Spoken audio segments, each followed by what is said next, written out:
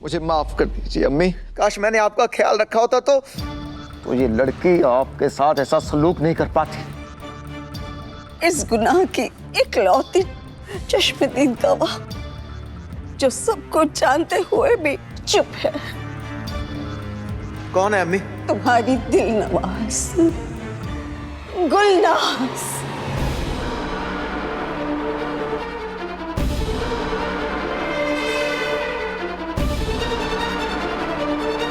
इसे सब पता था कि गजल मेरे साथ क्या कर रही है, फिर भी खामोश रही। बहुत दिमाग औरत। मियाँ मेरी बात सुन। तुमने बेकहसी की सारी इंतहा पार कर दी। मियाँ मेरी बात सुन। मैं तुझे जान से मार दूंगा। बाबू क्या कर रहे हो? बाबू जी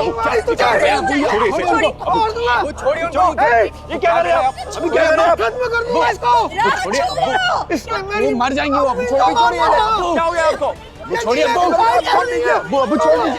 छोड़िए अबू जी। ये क्या कर रहे हो? गुनाह ने गुनाह की हकीकत छुपाई तो इसका ये हाल हो रहा है। मैंने तो खुद गुनाह किया है, मेरे साथ क्या क्या होगा?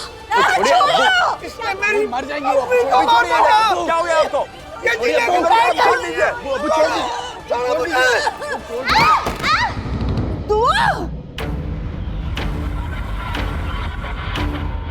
बाजी, बाजी तुम ठीक हो? उठो मेरी बच्ची, ध्यान से। आओ। तुम ठीक हो? जी अबू जी मैं ठीक हूँ। मुझे माफ करता है मेरे बच्चे। ये नामुराद औरत आज मुझसे कोई बहुत बड़ा गुनाह करवा के ही दम लेगी। अबू जी इसका इस घर में रहने का कोई हक नहीं। अबू जी समझिए अब रुक जाइए। मैं जानती हूँ अबू जी आपको ये सब सुन के बहुत बड़ा धक्का लगा है, मगर संभालिए खुद को। अभी तो रूहान की अम्मी और गजल के बारे में कई ऐसी बातें, उनके कई ऐसे कारनामे हैं जो आपके सामने आना बाकी है।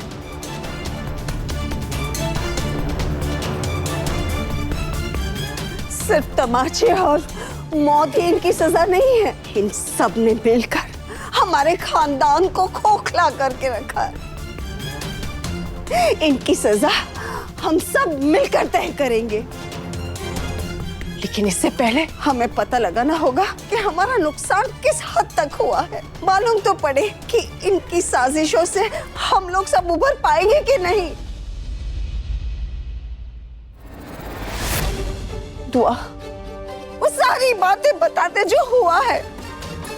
ये लोग मुझसे नफरत में इतने पागल हो गए थे, ऐसा लग रहा था जैसे गजल ने सब पे जादू कर दिया। कोई मेरी बात पे यकीन करने के लिए तैयार ही नहीं था। और इनकी नफरत का शिकार सिर्फ मैं ही नहीं हुई, बल्कि हमारी बेचारी मुम्मू भी हो गई।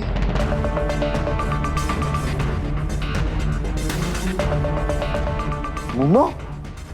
वो हमारी नौकरानी मुमताज? जी अबू जी, हमारी मुम्मू, जिसे हमने कभी अपने खानदान से अलग नहीं माना, हमेशा उसे अपना माना। वो बेचारी सारी जिंदगी हमारी खिदमत करती रही, मगर जैसे ये गजल हमारे घर में आई, इस लड़की ने उसे उसकी औकात दिखा दिया कि मुम्मू सिर्फ एक नौकरानी है।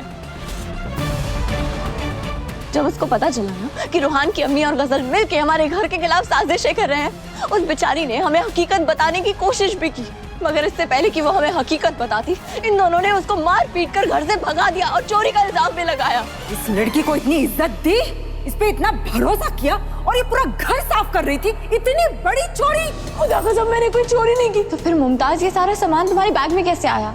ये सब इन दोनों को किया था। इनकी ना मैंने बात सुन ली तो ये दोनों मुझे मारना चाहती थी।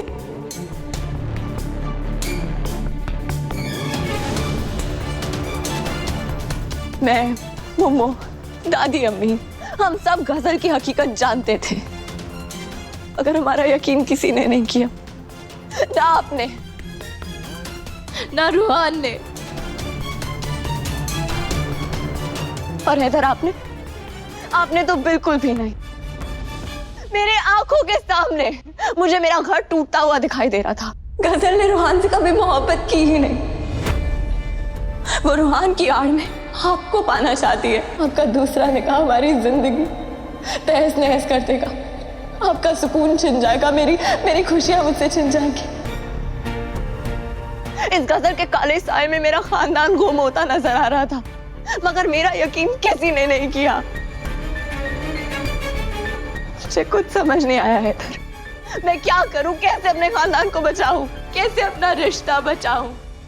तो फिर मैंने सोचा कि क्यों ना सबके सामने रूहान और गजल के निकाह की बात करूं। अब तो मैं भी यही चाहती हूँ कि गजल और रूहान का निकाह हो ही जाए।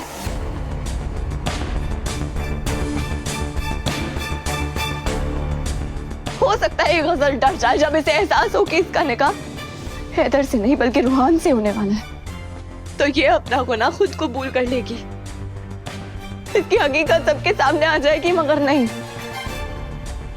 ये निकाह के लिए राजी हो गई। अल्लाह तुम्हारी और रूहान की जोड़ी कयामत तक साथ रखे। और फिर रूहान की अम्मी और इस गजल ने निकाह रोकने के लिए मुझे जान से मारने की कोशिश की, मुझे जलाने की कोशिश की। क्या? रूहान की अम्मी और गजल मुझे मिलके किचन में जला के मारना चाहती थी। काश उस दिन मैं जल के मर गई होती, मगर अफसोस मुझे कुछ नहीं हुआ। और वो बला बेचारी नूर पे आ गई।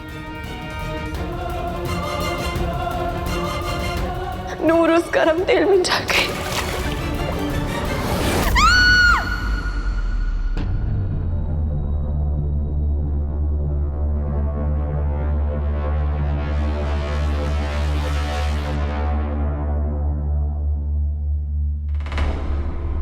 मगर फिर भी इस बदजात गजल का दिल नहीं भरा। हैदर को पाने के जुनून में इतनी पागल हो गई थी कि इसने मुझे जान से मारने की कोशिश एक बार और की। इसने हमारे कमरे में आग लगा दी। हैदर, हैदर,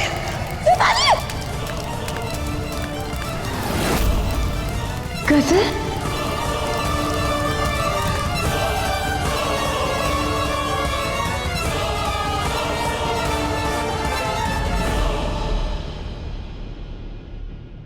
ये तुम क्या बोल रही हो दुआ? वो आग खुद नहीं लगी थी, लगाई गई थी। जी अब्बू जी, मुझे और हैदर को करीब देखकर इस गजल से रहा नहीं गया। ये मुझे तो मारना ही चाहती थी, मगर इस बदजात ने हैदर को भी नहीं छोड़ा और रूहान को भी नहीं बख्शा।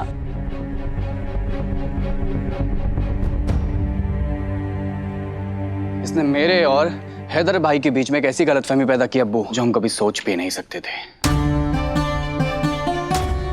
मैं इससे बेइंतहा मोहब्बत करता था, इसे जी जान से चाहता था, और इसने ऐसे हालात पैदा किए कि मुझे शक हो गया था कि इसके और हैदर भाई के बीच में जरूर नाजायज ताल्लुकात हैं।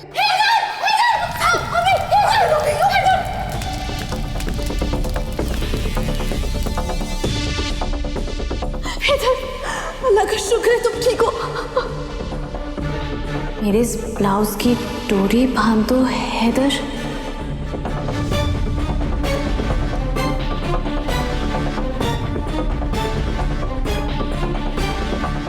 इसने हल्दी वाले दिन खुद हवा में थाल जानबूझ के उछाला था और खुद जाके हैदर भाई के ऊपर गिर गई थी।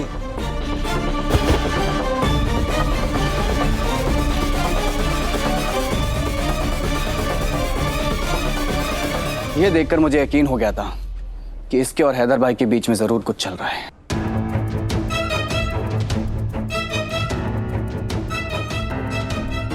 पर मैंने खुद को समझाया, मेरे भाई ऐसा नहीं कर सकते, जरूर कुछ तो कहीं गलत चल रहा है। और जब इसे मेरे यकीन के बारे में पता चला तो इसने जालसाजी करके दुआ भाभी को अपनी ओढ़नी पहना दी। दुआ भाभी हैदर भाई के करीब गई तो दूर से दिखने पे ऐसा लगा जैसे हैदर भाई की बाहों में दुआ भाभी नहीं बल्कि ये मक्कार गजल है।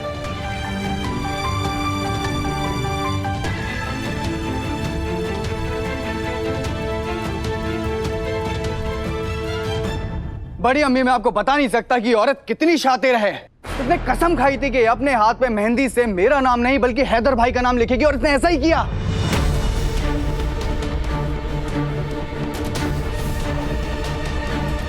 और जब हैदर भाई ने इससे सवाल किया तो इसने इल्जाम दुआ भाभी पर लगा दिया कि दुआ भाभी ने जानबूझकर इसके हाथ पर नाम लिखा है हैदर भाई का। हैदर, दुआ मेरा और रूहान का निकाह नहीं होने देगी। वो मुझे और रूहान को दूर करना चाहती है। और देखो उसने मेरी हथेली पर क्या लिखा है।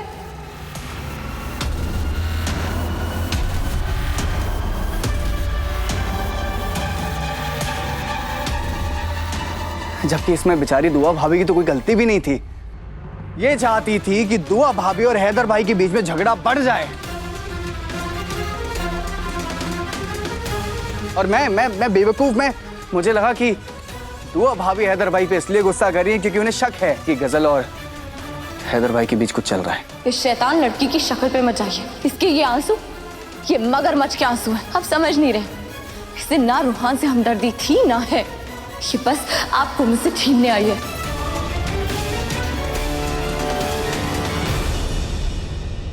मैं खुद को कमतर समझने लगा था। मैंने सोचा कि मैं इससे सवाल करता हूं कि ये किससे मोहब्बत करती है, मुझसे या हैदर भाई से। इसने फिर एक नई चाल चली।